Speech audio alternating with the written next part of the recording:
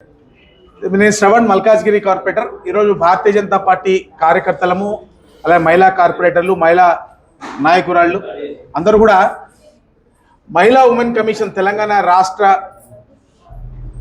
రాష్ట్రానికి సంబంధించి women's commission ఏదైతే ఉందో ఇక్కడ ఒక కంప్లైంట్ ఇవ్వడం జరిగింది. సరూర్ నగర్ కార్పొరేటర్ సోదరి ఆకుల శ్రీవాణి గారు పతంగిలు ఎగరేసేటప్పుడు పతంగి సింబల్ అసలు ఓవైసీ బ్రదర్స్ మీదే కాదు కదా, ఎంఐఎం పార్టీ మీది కాదు కదా ఆ సింబల్. మీరు పతంగిలు అమ్ముకొని సొమ్ము చేసుకుంటున్నారు కానీ పతంగిని కానీ హిందువుల కల్చర్ని కానీ హిందువులను కానీ ఎవరిని గౌరవించట్లేదు అనేటువంటి ఒక అర్థంతో ఆ రోజు పార్టీ సింబల్ పైన ఒక కామెంట్ చేస్తే మరి నిజంగానే పందికొక్కులాగా ఉంటారేమో మరి అర్థం కాదు ఓవైసీ బ్రదర్స్. నేను ఈరోజు నిజంగా చెప్తున్నా, నువ్వు పందివే ఓవైసీ, నువ్వు పందివే. నేను చెప్తున్నా, నీకు సిగ్గు లేదా అని అడుగుతున్నా నేను. ఈరోజు ముస్లిం మహిళల రక్షణార్థంగా త్రిపుల్ తలాక్ చట్టాన్ని తీసుకొచ్చి ముస్లిం మహిళలను గౌరవించింది భారతీయ జనతా పార్టీ. ఈరోజు ముస్లిం మహిళలకు రక్షణ కల్పించాలి, ముస్లిం మహిళలు మన సోదరులు అని చెప్పి వాళ్ళతో రాఖీ కట్టించుకున్నాడు ఛత్రపతి శివాజీ మహారాజ్.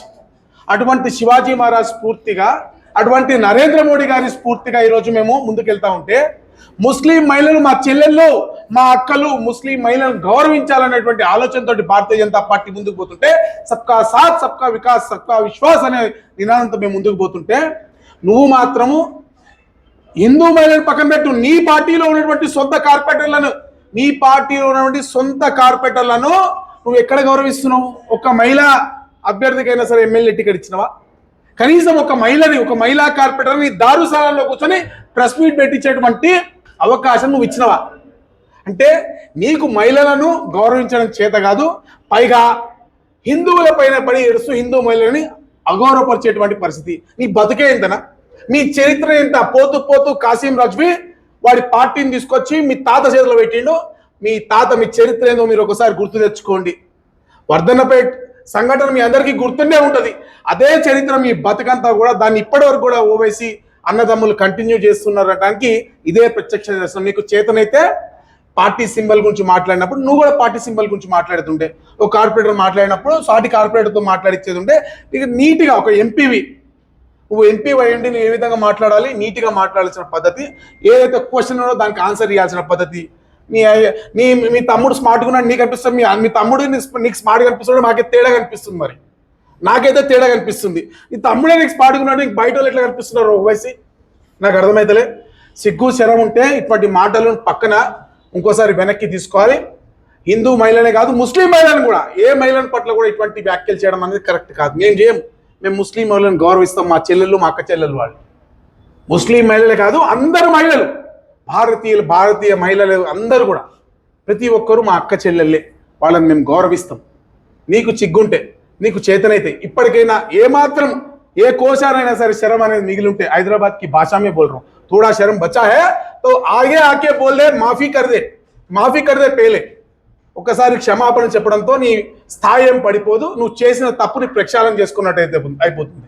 అంటే ప్రతిసారి కూడా 15 నిమిషాలు అవకాశం ఇస్తే హిందువులను చంపేస్తాము, లేకపోతే పతంగి సింపుల్ గురించి మాట్లాడితే నోటికి వచ్చినట్టు మాట్లాడతాము, ఎట్లా పడితే అట్లా మాట్లాడతాము, ఏదైనా చేస్తాము. మేము ఏం చేసినా చెల్తుంది. మేము మా మీద పోలీస్ కంప్లైంట్ ఇచ్చినా ఏ రాష్ట్ర ప్రభుత్వం కూడా మా మీద కేసులు బుక్ చేయదు. కంప్లైంట్ ఇస్తే ఒక మహిళ వెళ్ళి పోలీస్ స్టేషన్కి వెళ్ళి కంప్లైంట్ ఇస్తే 24 గంటల్లో కనీసం ఒక ఎఫ్ఐఆర్ రిజిస్టర్ చేసి ఎంక్వైరీ చేయాల్సిన పోలీసులు ఈ రాష్ట్రంలో నిద్రపోతున్నారా? రాష్ట్ర ప్రభుత్వం నిద్రపోతుందా? రాష్ట్ర హోంమంత్రి నిద్రపోతుందా? లేకపోతే రాష్ట్ర డీజీపీ నిద్రపోతుందా? కనీసం ఒక రిజిస్ట్రేషన్ కంప్లైంట్ ఎఫ్ఐఆర్ చేసి దానిపైన ఎంక్వైరీ చేయలేకపోతుంటే మీరు నిజం మనుషులేనా? నేను అడుగుతున్నా, మీరు మనుషులేనా? అసలు మరి మీకు సిగ్గు చేయాలి ఏమైనా అనిపిస్తున్నాయో నాకైతే అనిపిస్తుంది. నాకైతే బాధ అనిపిస్తుంది. మీకు అనిపిస్తలేదంటే ఏదో తేడా మీలోనే ఉందని నాకైతే అనిపిస్తుంది. మారి ఇప్పటికైనా సరే బేషరతుగా క్షమాపణ చెప్పండి. ఇది ఎంఐఎంకో లేదా బీజేపీకో లేకపోతే కమ్యూనల్ ఫీలింగ్తోనో దీన్ని తీసుకోవాల్సిన అవసరం మేమైతే అనుకుంటలేము. కమ్యూనల్గా తీసుకెళ్లాలనో పార్టీల పరంగా తీసుకోవాలంటే ఒక మహిళ పైన నీ బతుకున్నటువంటి, అంటే ఈ కాసిం రజ్వీ వారసులకు ఉన్నటువంటి ఒక చిన్న చూపు, నోటి దురద తగ్గించుకోవాలి.